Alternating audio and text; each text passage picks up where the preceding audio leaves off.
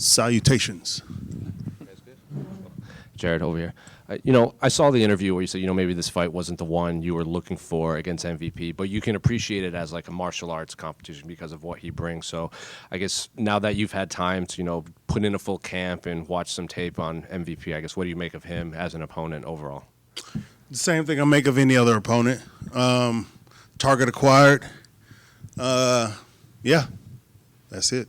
He was in here and he was saying he fully expected to go back to welterweight after his fight against Shara, and he wasn't getting fights at welterweight. They offered him the fight at middleweight, so he said he still kind of feels like a welterweight. So he hasn't had time to maybe put on weight for middleweight, and he's fully expecting you to have the strength advantage and everything like that. So I guess, how do you see this fight actually playing out when you do get in there?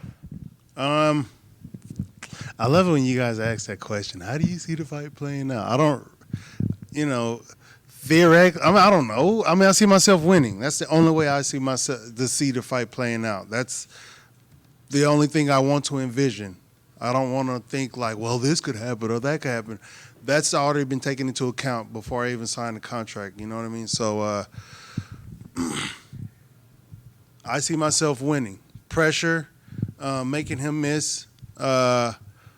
If he throws, but it's going to be pressure, action if he goes, action if he doesn't. I want to put my hands on him, and if I get my hands on him, I'm going to put him down. It's been a while since we've got to see you on like a big pay-per-view main card. It's been, fight night, main events, and Apex. So I guess how important was it for you to, get back to this position on such a massive card? And just timeline-wise, it seems like you're on the same timeline as a lot of these other middleweights competing. I don't think about it that way. Back on these cards, have I been taken down a peg or two being on the Apex main event or something? Is that the general consensus? Okay.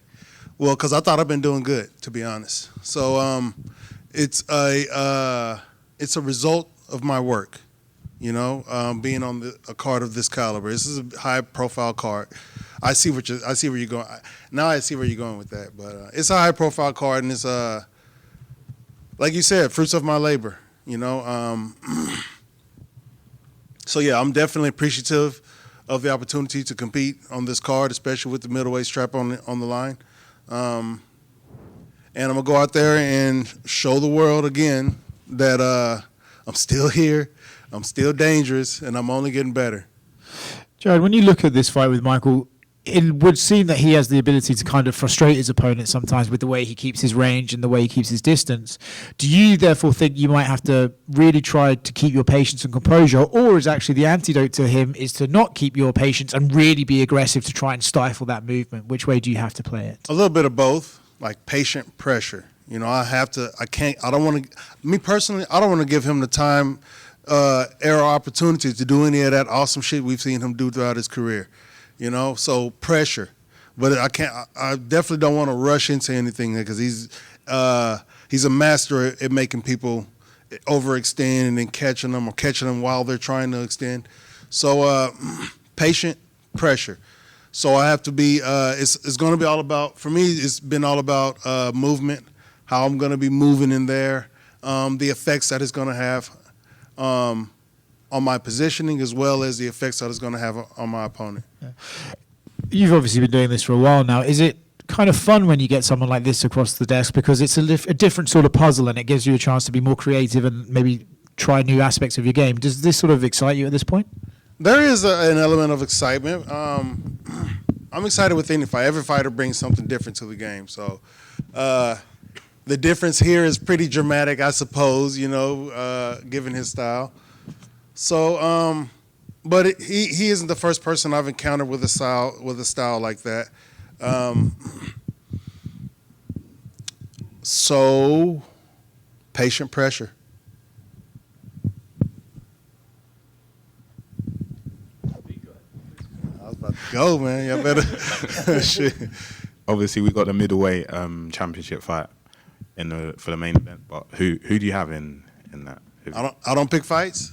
I do not pick fights. I can analyze them. We've all seen the analysis. We've all heard what the people have to say.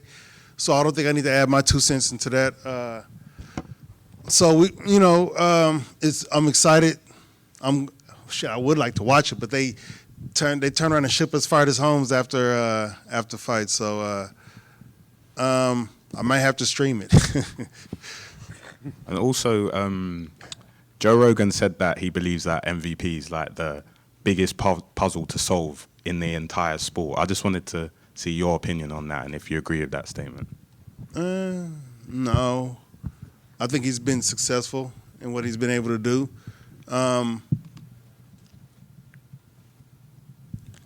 The biggest, everybody wants the EST at the end of something, you know?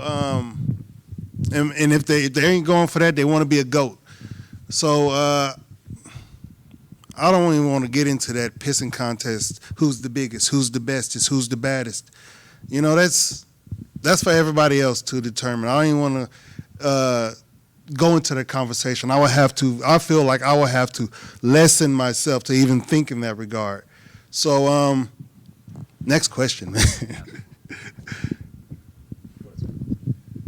You're ranked number 9 in the middleweight division, yet you're the underdog in this fight against Michael Venom Page. Do you feel underrated and underappreciated? No. What people think about me is of no consequence. So, no. This isn't the first time. It probably won't be the last because I still got miles to go. That doesn't motivate you at all, or are you already motivated as it is? I mean, if I wanted to let it motivate me, I'd be like, you see what they're saying about me? I'm going to kick their ass. But you see how stupid I look saying that shit?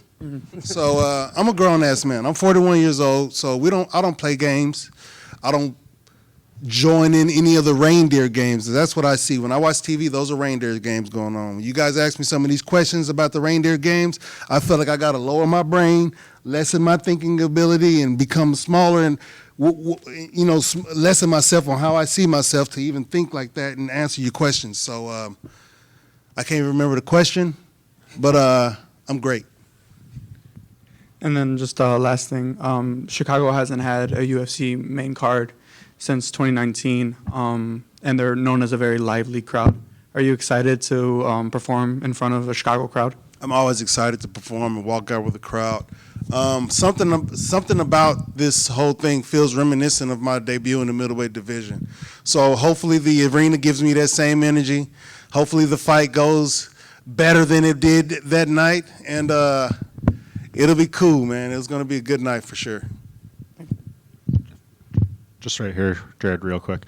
Obviously, MVP's competed at welterweight before, you being a heavyweight. I know you don't want to give away strategy, all that type of stuff. You can't predict the fight, but is it at least something that you need to go in there and test if he can handle your strength that you bring down from a heavyweight? And he says, he doesn't even feel comfortable in this weight class yet. To be honest, it's not something that I want to test. It's something I'm going to impose. Yes.